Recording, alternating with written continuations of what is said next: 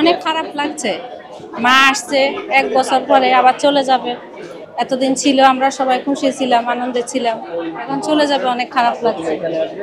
আবার 1 বছর পরে আসুক, সবাই সুখে শান্তিতে থাকুক, ভালো থাকুক, এই মায়ের কাছে কামনা করি। এটা প্রতি বছরই খারাপ লাগে আসলে। আর তারপরেও মা আমাদের মাঝে তো সবসময়ই থাকেন। তো আজকে উনি চলে যাচ্ছেন, সত্যি খুবই খারাপ লাগছে।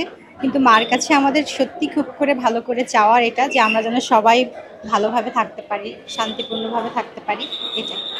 বান্ডেল থাকলে প্রতি সেনমানিতে টাকা বাঁচবে। বিকাশ সেনমানি বান্ডেল কিনে জিতুন প্রতি লেনদেনে।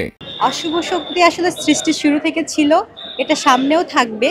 কিন্তু মার কাছে প্রত্যাশা এটাই যে যেন আমরা সেগুলোর সাথে যুদ্ধ করে টিকে থাকতে পারি। মা যেন সেই শক্তি সাহস আমাদেরকে যোগান, এবং মার কাছে এটাই আমাদের প্রত্যাশা, উনি সবসময় যেন আমাদের সাথে থাকেন, পাশে থাকেন। এই 3 দিন যাবত তো উৎসব মুখর একটা অবস্থা ছিল। আজকে বিসর্জন, তো স্বাভাবিক দেবী দুর্গার আগমনটা যত আনন্দের, বিসর্জনটা ততটা আনন্দের না, একটু তো কষ্ট থাকবেই।